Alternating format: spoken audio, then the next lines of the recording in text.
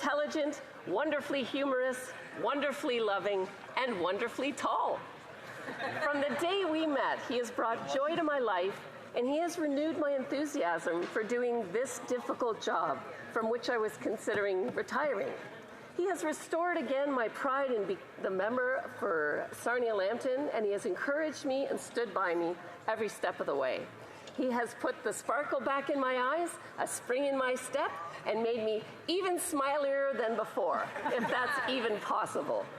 We share a love for God, family, and music. Today, I want to thank him for his love and say how much I look forward to doing life together. Happy anniversary, my darling.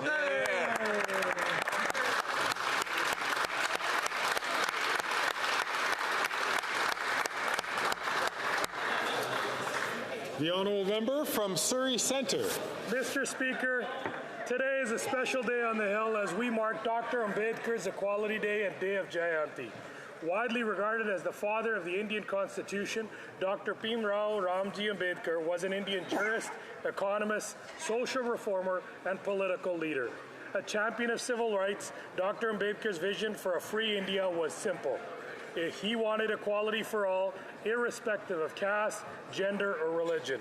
He carried these values and goals with him as he wrote India's constitution, became India's first Minister of Law, and resigned from government when the Indian cabinet and parliament refused to support crucial civil rights reforms. Mr. Speaker, today, as we welcome guests from Ottawa, from across Canada, guests to Ottawa from across Canada, including the Chetna Association of Canada from Surrey and the Ravidas Sabha from Burnaby.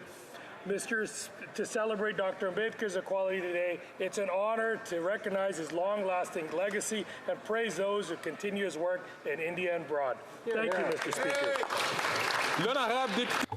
The Honourable Member for Mirabel. Mr. Speaker, the year 2024 represents a milestone in the history of the community of Saint-Benoît, now part of the city of Mirabel. Founded in 1799, the village is celebrating its 225th anniversary this year. From the rise of the Patriote movement of 1837-1838 for our freedom and democracy, where the entire village was burned down, to the expropriation of the Mirabel airport site, the people of Saint-Benoît have experienced many moments of adversity in their history. In spite of these trials and tribulations, the industrialization of agriculture, the diversification of agritourism, and the ingenuity of many entrepreneurs over the last few decades have breathed new life into the development of this village. Now you can see why I have such admiration for the people of my riding. The people of Saint-Benoît have in their DNA a sense of honor, solidarity, and innovation. Mr. Speaker, on behalf of the constituents of the Mirabel riding, allow me to wish the people of Saint-Benoît a happy 225th anniversary. The honourable member from Fredericton. Mr. Speaker, today in this special place, I wish to recognize and celebrate the life of an extraordinary person from my home community, Daniel Richard Nichols. Fredericton was not the only city to benefit from Dan's presence, kindness, and dedication, but it would be his final resting place, and we are eternally grateful for the time we had together. I first met Dan after joining the Liberal Party of Canada. I was going through a lot of difficulty in my life, and it was a very tumultuous time. When I needed it most, Dan and his amazing wife, Susan, were there. They showed up. They believed in me, and I am forever indebted to them for picking me up, dusting me off, and offering me hope and energy. They gave me the courage to keep putting one foot in front of the other, to keep fighting for justice, for equity, for better. That's just who Dan was. He was a giver and an optimist with a realist wit, and anyone who was lucky enough to know him would attest to that. We were fortunate enough to gather this past December to raise a toast to our incredible community of volunteers. I was honored to present Dan with the Volunteer of the Year award, and it will forever stay in his name. Green's first hue is gold, its hardest hue to hold, yet Dan somehow stayed golden. Until we meet again, my friend. The honourable member from Portage-Lisgar. Last Friday, I was proud to be at the sold-out Winkler Centennial Arena to watch the hometown Flyers sweep the Steinbach Pistons to win the Manitoba Junior Hockey League, their first league title since 1998. The atmosphere was absolutely electric throughout the game, but turned tense in the dying moments when Steinbach tied it up with only 40 seconds left to play to send it into overtime. But have no fear, it was the Flyers' Zach Nicholas who banged in the rebound to score the series-winning goal, and the crowd went wild. Leading up to the series final, the whole city of Winkler was buzzing, and it was amazing to see how the community rallied around the team. The Flyers are a big, heavy team built to win. Led by NHL alumni on the bench, they walked all over the Pistons in the final. And now, the Flyers are off to play in the Centennial Cup in Oakville, Ontario, and will take on the best Junior A teams from around the country. The entire province of Manitoba is cheering them on to bring home the cup. Go Flyers, go! The honourable member from Charlottetown. Mr. Speaker, the month of May marks Multiple Sclerosis Awareness Month. Last week, I met with MS Canada to discuss how we can work together to improve the lives of those living with MS and prevent MS before it starts. For more than 90,000 Canadians, including 1,000 Islanders affected by MS, hope for the future is found in research. It's research that will help us understand the cause, prevent the disease before it starts, discover new treatments, and ultimately find a cure. Here in Canada, we're at the forefront of MS research, but in order to make the progress needed, we must make MS research funding a national priority and commit $15 million in funding for global efforts. I'm proud to be part of a government that is investing in improved healthcare services, increased research funding, and greater accessibility and supports for individuals with disabilities. Together, let us build a future where no one has to face the challenges of multiple sclerosis alone. Thank you, Mr. Speaker. The honourable member from Eglinton Lawrence.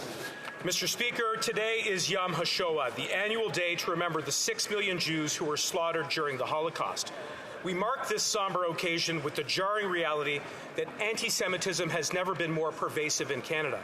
B'nai B'rith just published its annual audit reporting nearly 5,791 anti-Semitic incidents committed in 2023, more than double from the year prior. Jews are bombarded daily with epithets like Jews go back to Europe, all the Zionists are racists, and long live October 7th. Some diminish these incidents, but look at university campuses and you'll see Jewish professors and students intimidated and harassed, to say nothing of the synagogues, day schools, businesses, and neighborhoods targeted every single day. If this were any other minority, there would be outrage, and there should be, Mr. Speaker. Yesterday, I met with Rose Lipsig and Pinchas Guter, 2 Holocaust survivors. Their fighting spirit is indefatigable. We owe it to them, the remaining survivors, and all those who perished in the Shoah to remember what our eyes have seen and to teach our children never again. Never again. Never again.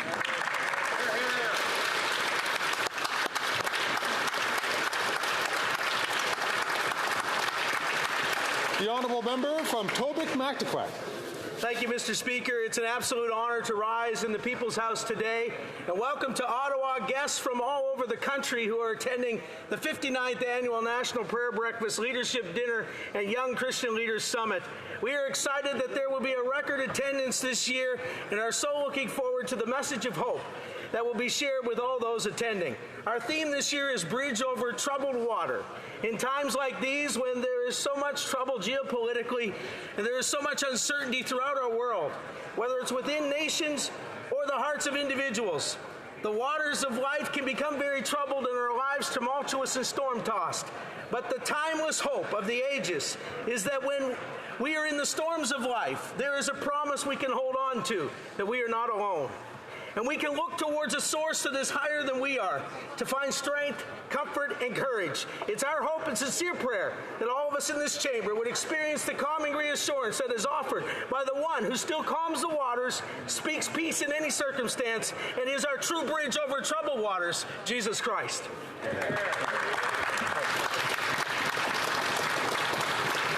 The honourable member from Niagara Centre. Mr. Speaker, later today, Great Lakes and St. Lawrence stakeholder groups will be hosting a special event for MPs, senators, as well as officials and staff to learn more about the triple bottom line impacts of this massive freshwater system. representatives from the Great Lakes Fishery Commission, the Lake Champlain Basin Program, the IJC, the Great Lakes St. Lawrence Cities Initiative, the OCFA, and many more will be on hand to take questions about what they do to help sustain the Great Lakes and the St. Lawrence River as economic and social drivers for millions of Canadians and Americans. This evening, we will be also treated to a special live performance of We Are the Water by Welland Centennial High School. Trust me, Mr. Speaker, a performance you do not want to miss. I encourage all members, as well as their respective staffs, to attend 6 p.m. at SJAM. Canada's freshwater resources are critical to Canada's future and deserve an unwavering respect. I am very pleased to share and support the binational work being done throughout the basins. Come out and see how we are keeping the great in the Great Lakes. The honourable member from Niagara Falls. Speaker, after 9 years of this NDP Liberal government, 2 million Canadians are using food banks each month. In my community alone, Project Share served more than 13,000 people last year, or 1 in 7 residents in Niagara Falls. This is a 97% increase over the past 2 years. What has been the government's response? They increased the carbon tax by 23%, driving up the cost of food and making it harder to buy groceries, thereby sending more people to food banks. And if that were not sad enough, a new report by Canada's food professor finds that nearly 60% of Canadians are deciding to purchase and eat expired food so they can lower their grocery bills. After 9 years of this incompetent Prime Minister, Canadians are deciding to run the risk of food poisoning because the price of food is so high. This NDP Liberal government is not worth the cost of going hungry or getting sick. It's time for change in Ottawa. It's time to elect a common sense Conservative government. The honourable member for Portneuf, Jacques Cartier. Mr. Speaker, to hear this government talk, all is well, life is good. I invite this government and its ministers to take to the streets with me and join the real world. After 9 years of this government, its laxity has left us in a precarious situation. Unfortunately, the Bloc Québécois is complicit in this. A quick reminder, the Bloc Québécois felt it was too much work to check every single credit, so they instructed us to vote yes on all credits. That's $500 billion of public money. Yes, $500 billion of centralizing inflationary spending. For example, over $60 million for ArriveCan. Over $20 million for the Office of the Secretary to the Governor General. The Bloc Québécois says one thing and does the opposite. It's time for a conservative, responsible government that governs with common sense. Enough of this Bloc Liberal waste. They have both hands in the candy dish, or rather, in the pockets of honest Canadian citizens. L'honorable député d'Orléans. The honourable member for Orléans. Mr. Speaker. May 5th was the World Pulmonary Hypertension Day. The rare form of the disease is called pulmonary arterial hypertension, or PAH, which severely impacts the health and the quality of life of patients who are affected.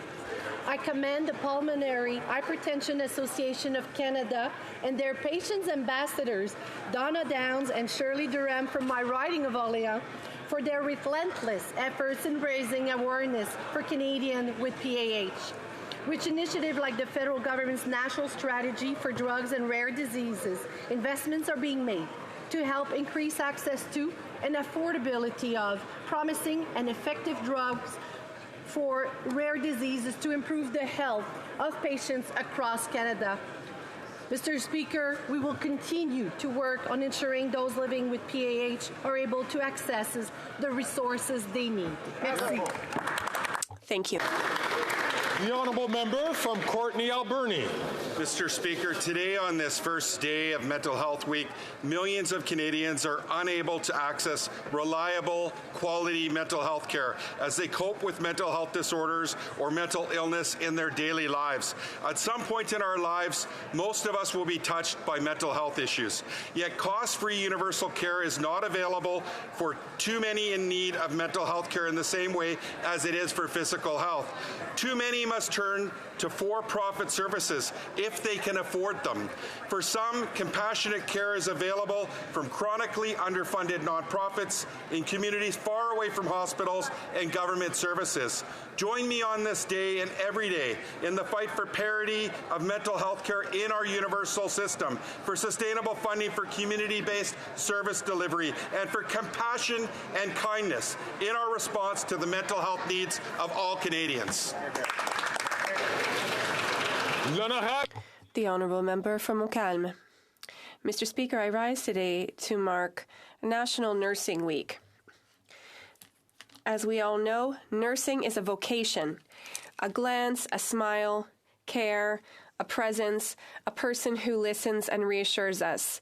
They are at the heart of our healthcare systems, all too often holding the system together. We see them tirelessly working with the sick, the elderly, and the most vulnerable members of our society. Sometimes in remote areas, they are the only people who can assess people's state of health and provide the necessary care. It's a demanding role, requiring vigilance, commitment, excellence, and humanity. Thank you for being there for us day after day so that we have access to quality care. You're changing our lives and shaping tomorrow. Happy Nursing Week. The Honourable Member from Central Okanagan, Similkameen, Medicina. Mr. Speaker, the Oxford Learning Dictionary defines the word wacko as crazy, not sensible. And to many in British Columbia, what is happening in our beaches, in our neighborhoods and parks, on our playgrounds, in coffee shops, and even in our hospitals is truly wacko. Because this Prime Minister and NDP Premier David Eby have surrendered our most precious public spaces to illegal drug dealers. This is a wacko policy. These illegal drug dealers prey on our most vulnerable in society. This is not good for those suffering with addictions, nor is it good for public safety. In fact, even the BC NDP have now figured this out. Since the BC government asked 10 days ago to stop this wacko far-left legalization of hard drugs project, some 60 British Columbians have died due to the Prime Minister's political dithering. Mr. Speaker, let's end this wacko, failed, deadly, illegal drug experiment in British Columbia, and let's bring common-sense conservative solutions that will protect the public and those battling with addictions instead of supporting illegal drug dealers. Thank you.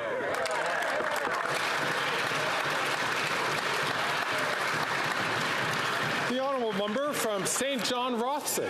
Mr. Speaker, I rise today on behalf of many Canadians who are looking for our government's continued commitment to our coastal communities and their families by standing with the Canadian aquaculture industry. Through investment and innovation in technologies and practices, Canada's highly regulated aquaculture industry can continue to grow and prosper. Our coastal communities on the East Coast and on the coast of British Columbia ask that we are given the chance to continue to thrive with a modern salmon aquaculture industry. 100% of the remaining salmon farms in coastal British Columbia operate with the support of coastal First Nations in whose traditional territories they exist. The activists have an ill-informed agenda that ignores the science. As we look to long-term renewal of BC salmon farming licenses, there's a question of growth and hope versus poverty for many Indigenous communities. The future of Canada's coastal communities depends on it. Thank you, Mr. Speaker. Oral questions, questions orales, l'honorable chef de l'opposition.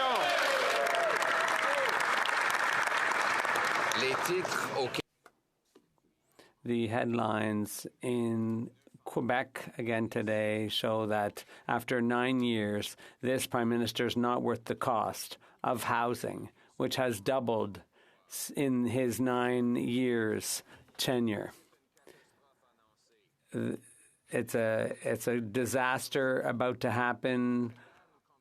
Organizations are calling for help. There are renters who are contemplating suicide, soon to be forced to live in their van. These are the headlines. After 9 years, why should Quebecers believe the Prime Minister now?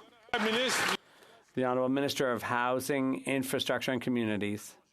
Mr. Speaker, I understand this situation is difficult for renters and people who don't have housing, and that's why the government after discussion and negotiation, has entered into a deal with Quebec to build affordable housing. With federal officials, 8,000 to 10,000 affordable housing units will be built.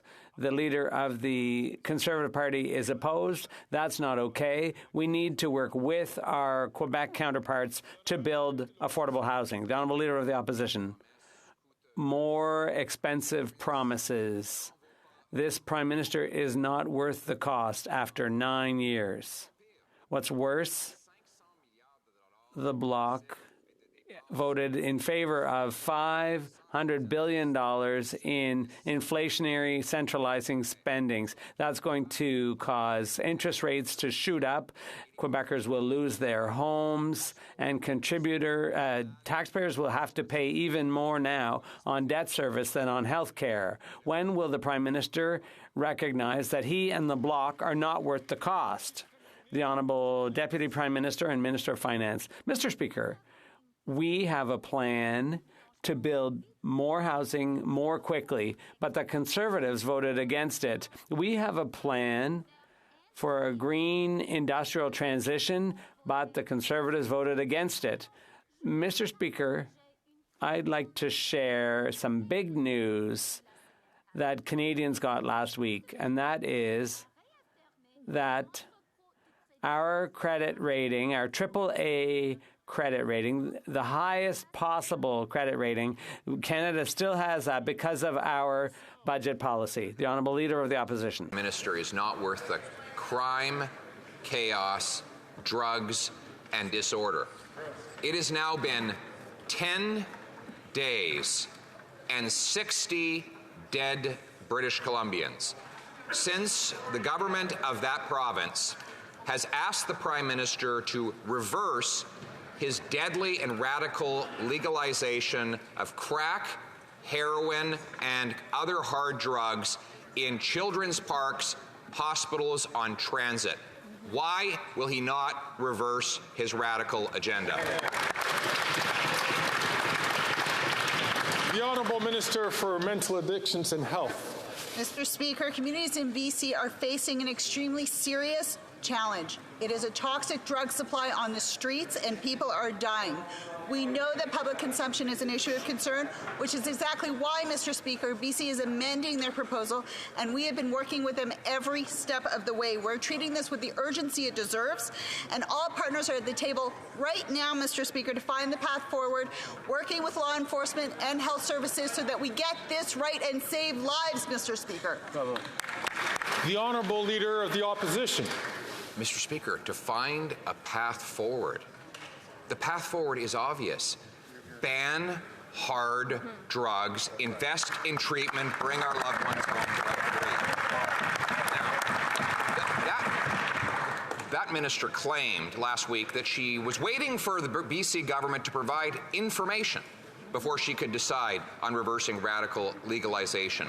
It turns out the government had given her that information within hours of the request. She has all the information, so why are her and her radical boss clinging on to this insane policy? The Honourable Minister for Mental Health and Addictions. Mr. Speaker, on this side of the House, we follow science, we follow healthcare experts, and we follow the information. We are working with BC on a comprehensive amendment to their proposal. This takes collaborative work, Mr. Speaker, to get it right. This is a health issue, Mr. Speaker, not a criminal one. The Leader of the Opposition is misleading Canadians in not recognizing that people need health care. They do not need to be re-stigmatized and criminalized. The Honourable Leader of the Opposition. Mr. Speaker, the Abbotsford Soccer Association wrote a letter entitled "A Cry for Change." Volunteers with the organization have found dirty needles that can puncture innocent children in the playing field. Other BC fields have had women raped and overdose, have found addicts naked, have had pets actually overdose because there's so much drug contamination on the site. What are they thinking over there? The Honourable Minister of Finance and Deputy Prime Minister. Mr. Speaker, a pilot project was put in place at BC's request. BC now has serious concerns about some aspects of that. We share those concerns, and we are addressing them. But I do want to say, Mr. Speaker, I do not think there is a family in Canada that is untouched by the tragedy of opioids. And I think that it is absolutely abhorrent to try to score political points off the pain of Canadians. L'honorable député de La Prairie. The honourable member for La Prairie. Mr. Speaker, the creative people working at Radio-Canada are worried, the cultural community is worried, the Quebec government's talking about a catastrophic scenario.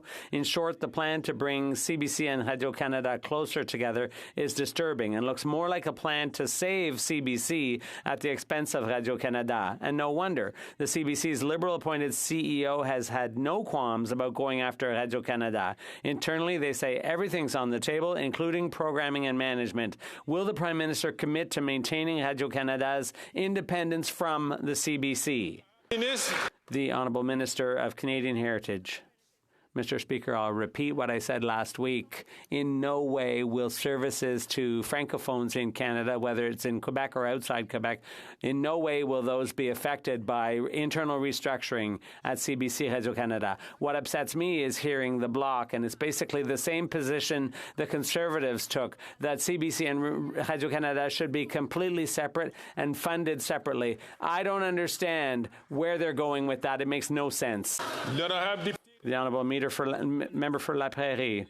There's what's said publicly, and then there's anonymous information. What La Presse tells us is that nothing has been ruled out with this so-called rapprochement, including programming, and there's indeed talk of a management merger. That means a single management team for the French and English networks. In Canada, when you mix English with French, you always get English because French takes the back seat. Will the Prime Minister put a stop to this very dangerous idea of bringing the CBC and Radio-Canada closer together? The Honourable Minister of Heritage. Mr. Speaker, I would point out that the Conservatives are applauding when the Bloc talks.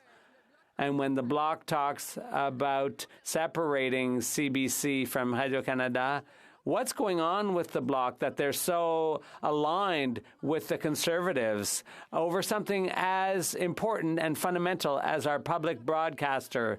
They were never able to protect the public broadcaster from the Conservatives when they were in power. And here we are saying that the Francophone programming and content will be protected. We don't want to cut the funding to the CBC or Radio-Canada. Mr. Speaker, the Liberals delay in protecting women's rights, and the Conservatives straight up want to attack women's rights. Last year, they brought in a motion attacking a woman's right to choose. Right now, they're blocking free birth control for women. And later on this week, they're going to go and attend an anti-choice rally. New Democrats want more freedom, more choices, and more affordability for women. So will the government support us in stopping the Conservatives from denying 9 million Canadians free birth control? The Honourable Minister of Health. Let me state it clearly and unequivocally. Every woman in this country, every part of this country, must have access to the oral contraceptives that she needs to have control over her reproductive future. Any party that stands in the way of that is standing in the way of basic freedom for women in this country to have freedom and autonomy over their body. I will say to the Conservative Party of Canada, stop blocking this so that women can get the reproductive aids they need to have control over their reproductive futures.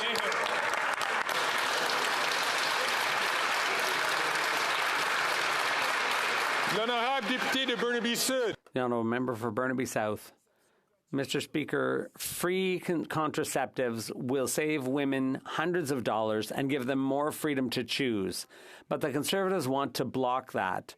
They want women to pay more and have less freedom. But New Democrats won't allow it. Will the government vote with us today to ensure that 9 million people have access to free contraceptives? The Honourable Minister of Health. Thank you very much, Mr. Speaker. It's a question of freedom for women all across this country. The freedom to have access to medication that women need for their bodies. And I wonder why the Conservatives are blocking this bill, which will provide medications not just for women, but also for diabetics. It's time for action, Mr. Speaker. It's time to ensure that there are true freedoms for women all across the country. This is time to stop blocking this. From Calgary Forest Lawn. After 9 years of this Liberal NDP Prime Minister, it doesn't feel like Canada anymore. Life is more unaffordable than ever. Canadians, the Governor of the Bank of Canada, even random Liberals are saying this government is not helpful. They're out of control spending and not worth the cost. Canadians are living in their cars and in tents because they can't afford housing. They're lining up at food banks in record numbers because they can't afford food, and leaving in droves because they can't afford the high cost of living. When will the Liberals implement a common sense plan and bring in a dollar for dollar law, cap government spending so inflation and interest rates can come down? The Honourable Deputy Prime Minister and Minister of Finance. Mr. Speaker, we have put forward a budget that invests in the things Canadians need. First and foremost, housing. And we're doing that by asking those at the very top to contribute a little bit more. And the good news, Mr. Speaker, is we are doing it in a fiscally responsible way. And you don't have to believe the partisans in any chair in this House. Talk to the analysts at Moody's, who last week reaffirmed Canada's AAA rating, the highest that exists, with a stable outlook. Doesn't get better than that, Mr. Speaker. The Honourable Member from Calgary Forest Lawn. Speaker, common sense is chasing this finance minister. Just like in Alberta, she's speeding away from it.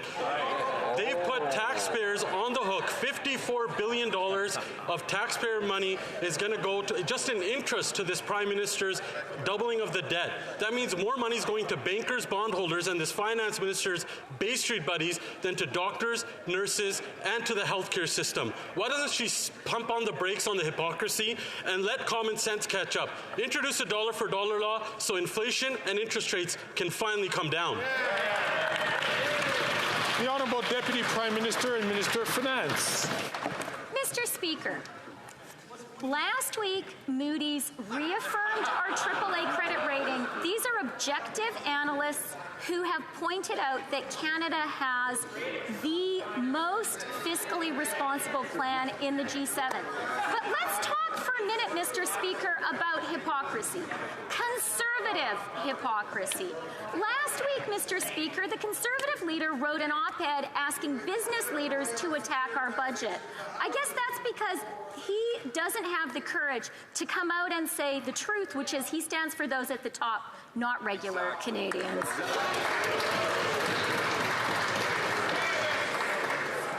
The Honourable Member from Northumberland, Peterborough South. Last week, the Governor of the Bank of Canada confirmed what millions of Canadians already know.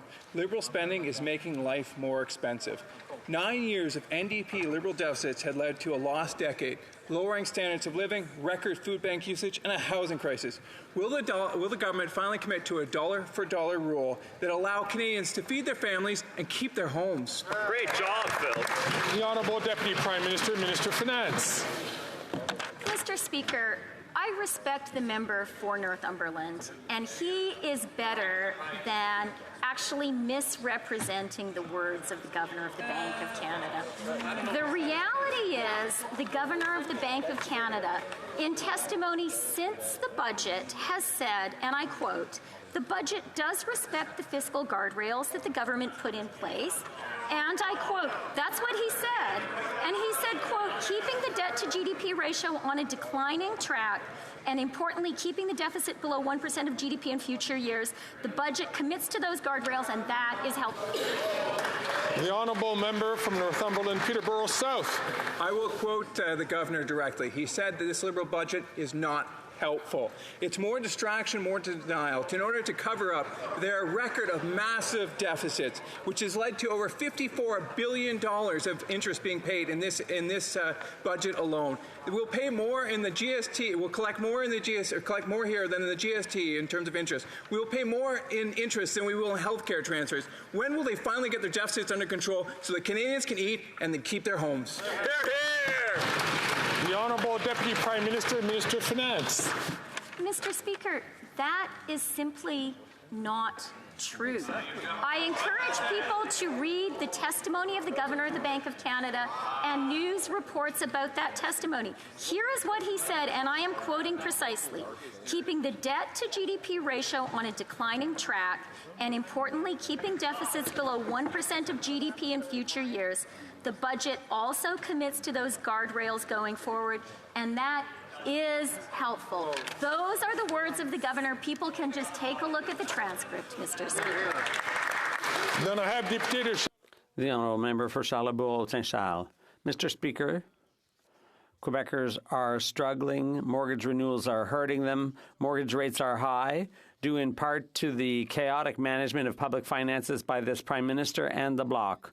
Over the past 9 years, more than $500 billion in additional spending has been voted in by the Liberals and supported by the Bloc. That includes $115 billion in June 2022 for pipelines. And yes, the so-called Green Bloc voted for a pipeline. Will the Liberals and the Bloc take responsibility for the high cost of mortgages and of living? The Honourable Minister. Mr. Speaker, Canadians hear one party that has no ambition, no vision, and no plan. Mr. Speaker, Canadians have a choice to make. They have a choice to listen to a party that has no vision or a government that's investing in youth, in growth, in housing, in science, and in research. Mr. Speaker, here on this side of the House, we will continue to invest in Canadians because countries that have confidence invest in their people, and that's precisely what we'll do. The Honourable Member for Charlebourg-Saint-Charles. Mr. Speaker, the Conservative Party has a lot of vision and common sense, unlike the government opposite, which seems to have lost sight of that. The Bloc is doing no better than the Liberals. The Bloc supported $500 billion in extra spending. They've always voted against the budget, but they do vote for all of the budgetary appropriations. And that's why Quebecers and Canadians are struggling. Will the government ask the Bloc why they're always supporting them in their nonsensical programs? Mr. Speaker, Canadians watching understand that that's not common sense. It's nonsense in 2024 to have no ambition for the country, no vision, no plan for the country at a time when we're in a full economic transition. People watching at home understand we're investing in science and research. We're investing in the next generation. We're investing in growth. It's the time for that. That's what we're doing. It's time to invest. We're a confident nation, and we will build the Canada of tomorrow together. The Honourable Member for Jonquière. Let's come back to immigration. On February 12th, the House supported a motion giving the government 100 days to convene a First Minister's meeting on immigration capacity, 100 days to table a plan to revise federal immigration targets as early as 2024, 100 days to table a report on the gap between federal targets and settlement capacity, then 100 days to determine how to close this gap financially to ensure the successful settlement or integration of newcomers. There's 2 weeks to go. Have the premiers been invited to this meeting? Is the invitation in the mail? The Honourable Minister of Immigration. Thank you, Mr. Speaker. As the member should know, I met with my colleagues, ministers, on Thursday. I'm looking forward to what comes out of that meeting this Thursday, and they will explain what their settlement capacity is. So I'm looking forward to what follows. The Honourable Member for Jonquière. Thank you. As early as November, this House voted unanimously, calling on the federal government to review its immigration targets as early as 2024, after consultation with Quebec and the provinces based on their settlement capacity. Even the Liberals recognize that the targets should reflect needs in housing, health, education, franchisation, and infrastructure. Yet Ottawa continues to increase immigration in 2024 and again in 2025. When will the government listen to the reasonable demands of this House and stop blindly increasing immigration levels? The Honourable Minister of Immigration, Refugees and Citizenship. I believe I answered the previous question. It's the same question, essentially, so the question's been asked and answered. The Honourable Member for Jonquière. Wow, that's going to get us really far. The federal government is blindly increasing its levels despite the House's request to adjust levels to suit settlement capacity, despite the House's request to start this process within 100 days with a meeting of First Ministers, despite the unfavorable opinion of the Public Service, warnings of economists, and despite CMHC figures showing that the housing crisis is getting worse. They want to know nothing about that. Why do the Liberals refuse at all costs to know how many people we can realistically accommodate without shortchanging them in terms of services or their basic needs? The Honourable Minister of Immigration. As I just said, Mr. Speaker, and I don't know if the member changed his sheet of paper for all three of those questions. They all sounded the same to me. I will be meeting with my provincial counterparts this Thursday to discuss our cooperation. We'll see what comes of that. But we are going to look at our levels. We haven't said which direction they'll move in. The Honourable Member for Mégantic-L'Érable. Mr. Speaker, the Prime Minister, supported by the Bloc, isn't worth the cost Quebecers pay for their mortgages, rent, food, gas, and taxes. Every day we hear moving stories of Quebecers who have to live in their cars or go without food, or of food banks that can no longer supply to meet the demand of their customers. All of this because of the Prime Minister's $500 billion in inflationary spending supported by the Bloc. When will the Prime Minister stop spending so people can finally start eating again despite the Bloc? The Honourable Deputy Prime Minister and Minister of Finance. Mr. Speaker, Quebecers need investment in healthcare, and we're doing that. Quebecers need investment in childcare, and we've done that too. Quebecers need investment in housing. We're doing that. The only thing the Conservatives understand is cut, cut, cut, and austerity, because they're afraid of raising taxes on the wealthy. The Honourable Member for Mégantic-L'Érable. Quebecers are already experiencing austerity imposed by this government. They can't afford rent. They can't afford groceries. That's the reality Quebecers are dealing with every day.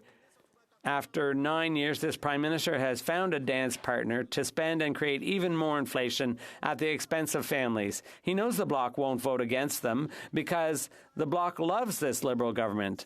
The Bloc House Leader himself told TVA, we're not going to scrutinize everything the government spent. What good is the Bloc if it votes for $500 billion in Liberal inflationary spending? When will the Bloc-backed Prime Minister stop impoverishing Quebecers?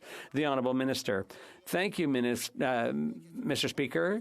Speaking of reality, the Conservative leader, when he was minister responsible for housing, he got 6 housing units, affordable units built, whereas we're getting 8,000 built. So the Conservatives have insulted Quebec municipalities, calling them incompetent. So 6 versus 8,000.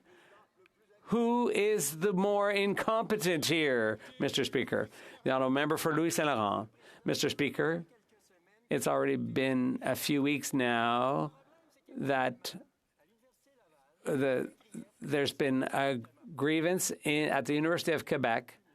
The status of the university has changed. The question is, does the member for Quebec City, did the member request that advantage, or did he simply accept the University of Laval's offer? It's a queer question. Could we get a clear answer, please? The Honourable Government House Leader. Mr. Speaker, I thought better of the member than that. He knows that Canada has among the strictest rules in the world when it comes to conflict of interest and ethics. This minister has been exemplary when it comes to strict adherence to conflict of interest and ethical rules. So I'm very surprised to hear that question coming from that member. The honourable member from Vancouver East. Amnesty International, Human Rights Watch and other advocates have called on the Liberals to end Canada's rights-violating immigration detention system. This system traumatizes people seeking safety. Provinces have ended immigration detention in their jurisdictions. Instead of following their lead, this federal government plans to lock up migrants and asylum seekers in federal prisons. They also want to codify this practice into law. This is in violation of international human rights standards. When will this government stop jailing people seeking safety and a better life? The Honourable Minister for Public Safety.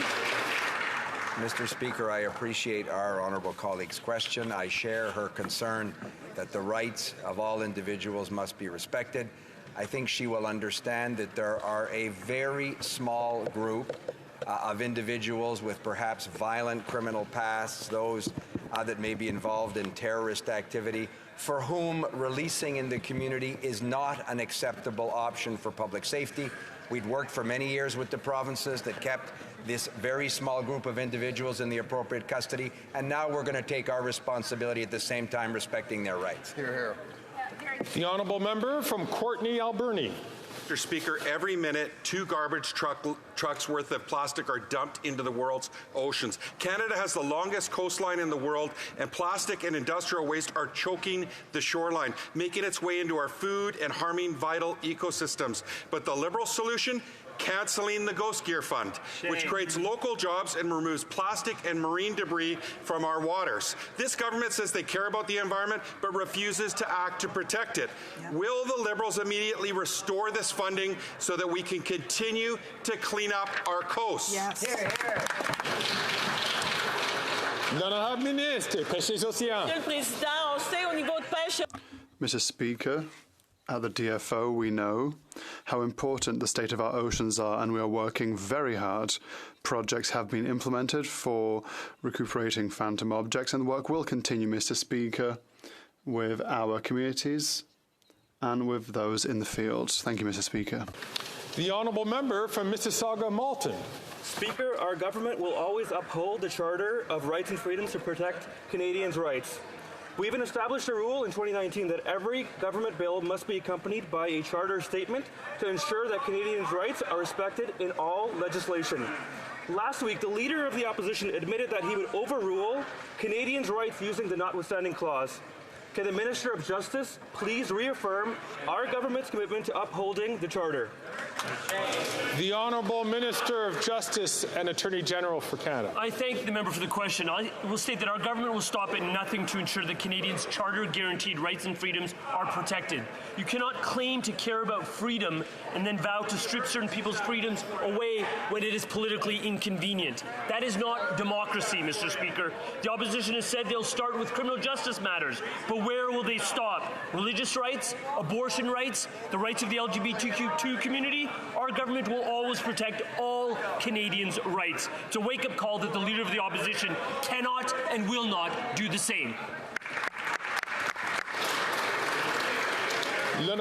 The honourable member from Montmagny-Lake and Morasca-Rivière-du-Loup. Mr. Speaker, after 9 years of this Liberal government, the crises are getting worse and worse and worse. Housing, cost of living, and now the opioid crisis. The situation in Montreal is getting worse and worse. Crack and heroin can be found close to schools, and people are afraid for their parents and their families. Who has helped the Liberals in this policy? The Bloc Québécois. They are simply not worth the cost, Mr. Speaker. My question is simple. When will the Prime Minister put an end to this radical, hard drug legalization process? The Honourable Leader of the Government in the House. The member knows full well that there have been no such request from Quebec, and so there will be no change considered in treating opioids in Quebec. The Honourable Member for Bellechasse-les-Etchemins, Lévis. Mr. Speaker, after 9 years, the Bloc continues to support this Prime Minister's full spending spree. The Bloc wants more transfers to the provinces, but then votes in favour of $500 billion in centralising and inflationary credits. We just don't get it on this side. Without housing, Quebecers are becoming homeless, which is having a major impact on the healthcare system. The Bloc and the Prime Minister are simply not worth the cost. When will this Bloc-backed Prime Minister stop wasting money so that Quebecers can be housed with dignity? The Honourable Deputy Prime Minister and Minister for Finance. Thank you, Mr. Speaker. Mr. Speaker, it would perhaps be a good idea for the Conservatives to talk to the Quebec provincial government, the mayors of Quebec's municipalities. This because we have an agreement with Quebec that seeks to invest in housing. The province of Quebec and the federal government know how important it is to invest in housing, to invest in order to help support Quebecers. But these Conservatives simply only understand austerity. The Honourable Member for Chicoutimi-Le-Fjord. Mr. Speaker, after 9 years under this government, it is clear that the Bloc and the Prime Minister are simply not worth the cost. The housing shortage and high rents have forced a 42-year-old woman to live in her minivan, and she won't be the only one. While Quebecers are simply trying to survive, the Bloc has chosen to vote for $500 billion in Liberal budget allocations. This means they voted for bureaucracy, red tape, and waste, like the $60 million Arrive Scam program. When will the Bloc-supported Prime Minister stop wasting money so that Quebecers can start living with dignity again? The Honourable Minister for Housing. Mr. Speaker, if the member thinks there's a problem in housing in Quebec, then why did he vote against housing projects in Quebec? 6, that's the number of total affordable housing units were built when the current leader of the Conservatives was Housing Minister. We are continuing to invest in affordable housing throughout Canada and in Quebec. We are investing in affordable housing, Mr. Speaker. The Honourable Member for Chicoutimi-Le-Fjord. Mr. Speaker, after 9 years of this government, the housing crisis has become so serious that Quebecers are having trouble choosing between housing and food. The Journal de Montréal let us know that a 42-year-old woman is living in her minivan while the government continues to spend. And yet the Bloc, which claims to defend the interests of Quebecers, is making the situation worse by voting with the Liberals for $500 billion in budget appropriations. So it costs a lot to vote Bloc. Mr. Speaker, when will the Bloc-supported Liberals stop their out-of-control spending? The Honourable Minister for Public Services and Procurement. Thank you, Mr. Speaker. I'm very happy to be able to speak to housing with my colleague from Chicoutimi-Le-Fjord. In his riding alone, 180 affordable housing units were built. It's a great result. The only issue is that perhaps he could talk about with his leader so that he can figure out why only 6 affordable housing units were built during his entire mandate. Great news for his riding, but the comparison is not the same.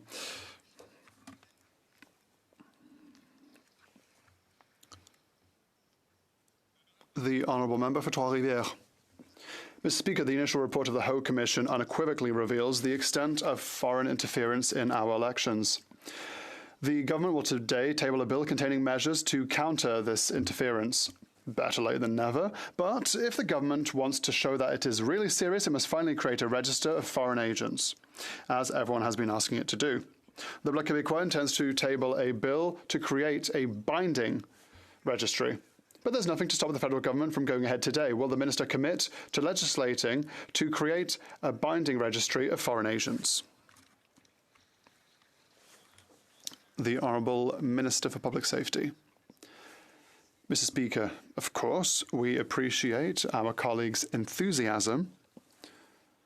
He has a certain experience here in Parliament. He wouldn't want me to talk about a bill before it is actually tabled in this House of Commons. Mr. Speaker, I may be censured by yourself because it would be a violation of parliamentary privilege to do so, and I would never want to do that in my life. So I would like to ask my colleague to be patient, and I have full trust that we'll be able to work with him on these important issues in the future. The Honourable Member for Trois-Rivières. Mr. Speaker, the HoC Commission report also reveals the irresponsible attitude of the Prime Minister and the Liberal Party of Canada when faced with China's interference. The report confirms that as early as 2019, the Prime Minister was duly informed of irregularities in the candidate nomination in Don Valley North. The report even specifies on page 137 the reasons given by the Prime Minister for not withdrawing his candidate from the election. These reasons include, and I quote, given that the Liberal Party expected to win Don Valley North. In other words, the Prime Minister doesn't care about interference at all if, in the end, the Liberal Party wins. Should democracy take precedence over partisanship? The Honourable Minister for Public Safety. Mr. Speaker, unfortunately, I disagree with the last few words of my colleague's question. We are the full government that implemented measures to counter foreign interference. We have since improved them, following recommendations made by experts. We have adjusted them, fine-tuned them, to strengthen them. We have worked with our friends in the Bloc and other parties in order to allow the HoC Commission to do its work. We are looking forward to the recommendations. And for sure, Parliament will have to work together in order to work with these recommendations. Member from Mission, Mascree, Fraser Canyon. Mr. Speaker, after 9 years, this NDP Liberal Prime Minister is not worth the crime, chaos, drugs, and disorder. Since the request 10 days ago to end deadly legalization, 60 British Columbians have died, and the impacts are felt in every community. The Abbotsford Soccer Association has to sweep their fields for dirty needles and deal with open drug use at our community parks. Patrons of the SkyTrain in Surrey Centre fear open use of meth on our transit system. Can the minister provide the date when they will finally cancel this wacko policy? Here, here, here. Now ask the Honourable Member from Timmins, James Bay, to please keep his voice quiet unless he's recognized by the Speaker to speak. The Honourable Minister for Mental Health and Addictions. Mr. Speaker, the pilot program in BC was set forth at BC's request to save lives. They have come to us now to amend their proposal, and working with the BC government, law enforcement, healthcare services to get this right to save lives of people who are dying because of a toxic drug supply is an urgent priority for us, Mr. Speaker.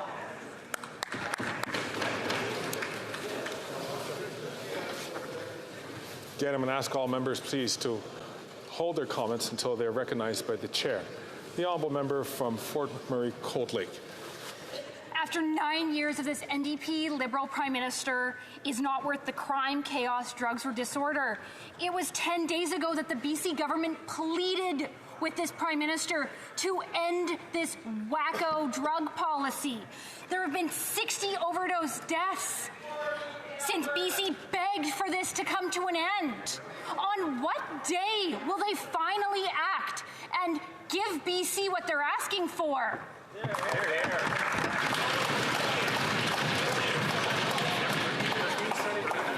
Again, I'm going to ask the Honourable Member from New Westminster Burnaby, please, not to take the floor until he's recognized from doing so. And I know that this is a very difficult issue for many, and so I ask members, please, to listen carefully to the questions and listen carefully to the answers. The Honourable Deputy Prime Minister and Minister of Finance.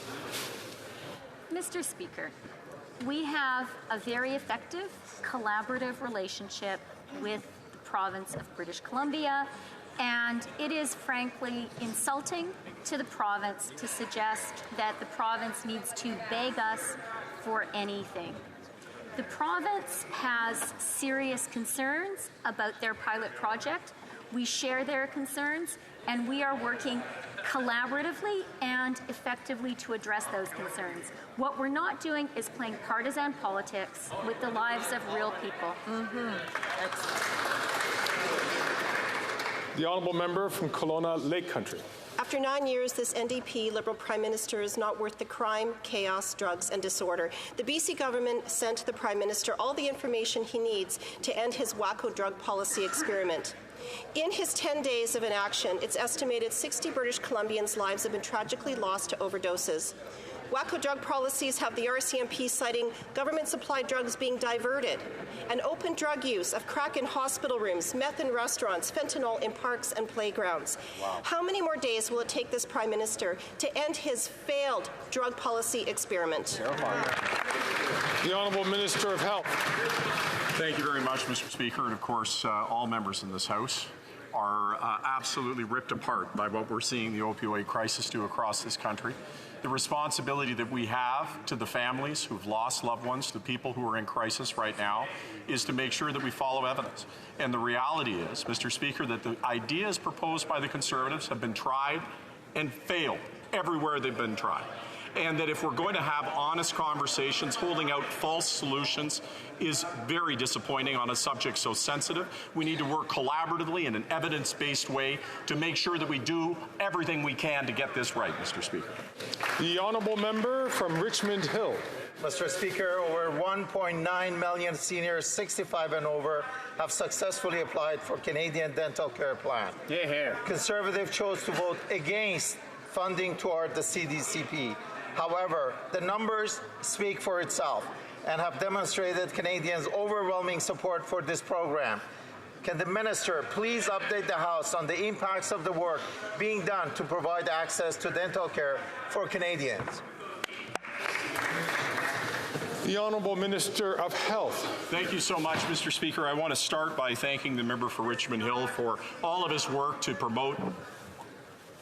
The Chair has been pretty patient with the member from Sherwood Park, Fort Saskatchewan, on calling out when he doesn't have the chair. I'm going to ask him, please, to listen respectfully to the questions that are asked and to the answers that are given.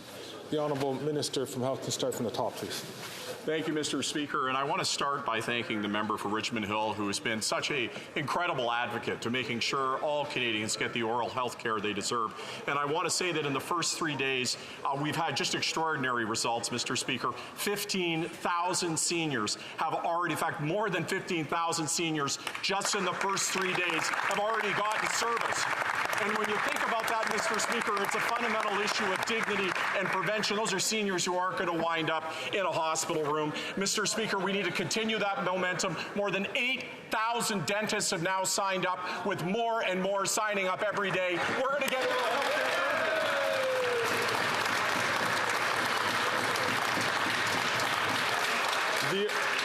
the Honourable Member from Wellington, Halton Hills. Mr. Speaker, on April 11th, the Prime Minister said that it wasn't simply an overall the election was free and fair, but that in every single constituency election, election integrity held and it was free and fair. Justice HoC concluded otherwise.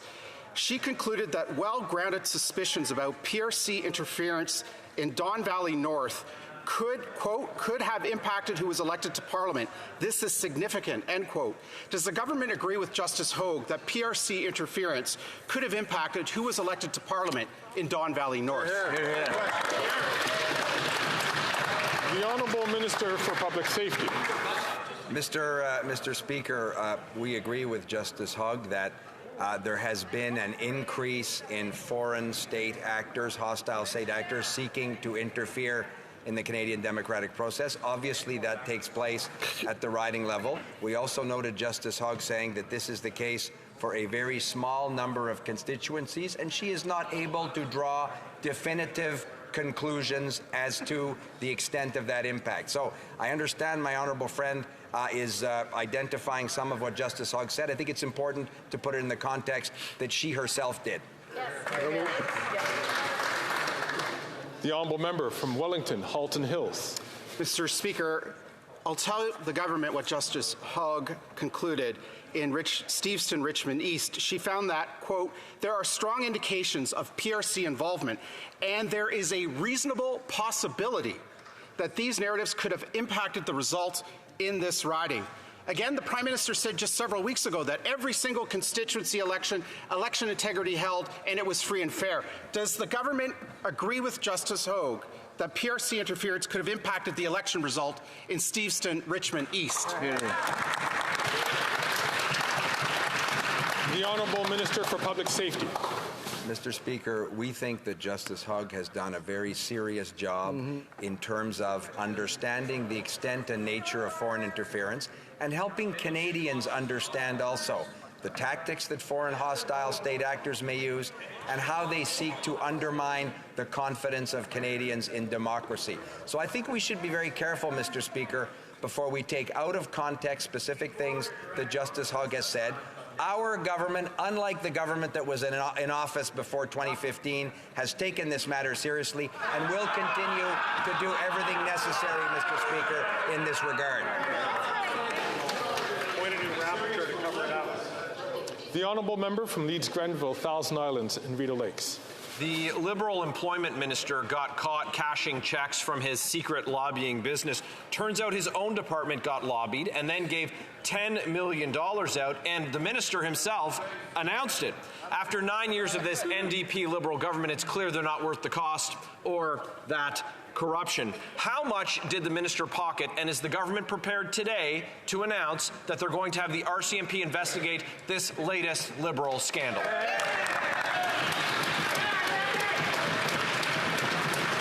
The Honourable Government House Leader. The minister has, of course, addressed that matter, Mr. Speaker, but let's talk about the member for Leeds-Grenville, who in this House, in an alarming way last week, failed to rule out using the notwithstanding clause to deny the right of women to reproductive services in this country.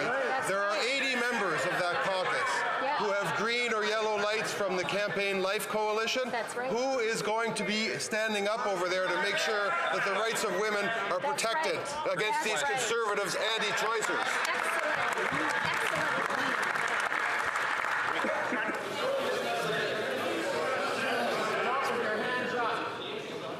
The Honourable Member from St. John's East. Cutting the pollution that is fueling costly climate change while building a strong, sustainable Canadian economy that creates jobs and invests in competitive, decarbonizing world is the key to success in the 21st century. The latest National Inventory Report confirms Canada has bent the curve and is reducing emissions toward achieving the country's 2030 emissions reduction goal.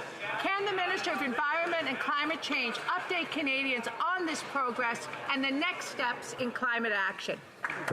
The Honourable Minister for the Environment and Climate Change. Thank you, Mr. Speaker, and I thank my honourable colleague for her question. In fact, the emissions are down in Canada. And it's not only according to us, but the independent Canadian Climate Institute says that for the first time in the history of Canada, we're on track to meet our 2026 and 2030 targets, Mr. Speaker. 44 million tons less pollution in 2022 than in 2019. That's the equivalent of removing from our roads in Canada 13 million vehicles, which is basically half of our existing vehicles in Canada. More needs to be done, which is why we're the first and only country in the G20 to have eliminated fossil fuel subsidies and the only large oil and gas producer to put in place a cap on emissions, Mr. Speaker. The Honourable Member from Edmonton Strathcona. Mr. Speaker, the expected military invasion in Rafah will be catastrophic. Over 1 million people, half of them children, have no safe place to go. In Gaza, there's famine in the north and bombing in the south. This escalation threatens the safety of both Israelis and Palestinians. The Liberals should be doing everything to protect innocent civilians, and this includes the hostages. Where are the promised sanctions on extremist settlers? Where are the two-way arms embargo? Why won't the minister do what she promised and act to save lives? The Honourable Parliamentary Secretary. Thank you, Mr. Speaker. The violence must stop. What is happening in Gaza is catastrophic. As we have said from the beginning, a military operation in Rafah would be devastating for the Palestinian civilians and foreign nationals. They are seeking refuge. They are mothers and children. They have nowhere else to go, and asking them to move again is unacceptable. We continue to call for a sustainable ceasefire. This cannot be one-sided. Hamas must release all hostages and lay down its weapons, and humanitarian aid must get into Gaza. Thank you, Mr. Speaker. The honourable member from Saanich Gulf Islands. Unfortunately, and contrary to what the Minister of Environment just said, Canada is not on track to meet our target for 2030, which is expressed to the United Nations as 40 to 45% below 2005 levels, only conveniently forgetting the range to 45%. And on top of that, we're still spending more money to support fossil fuels than to decarbonize. $34 billion on Trans Mountain, another $5.7 billion on fraud, carbon capture and storage, as well as underspending when they promise they're going to spend money on climate. We are at least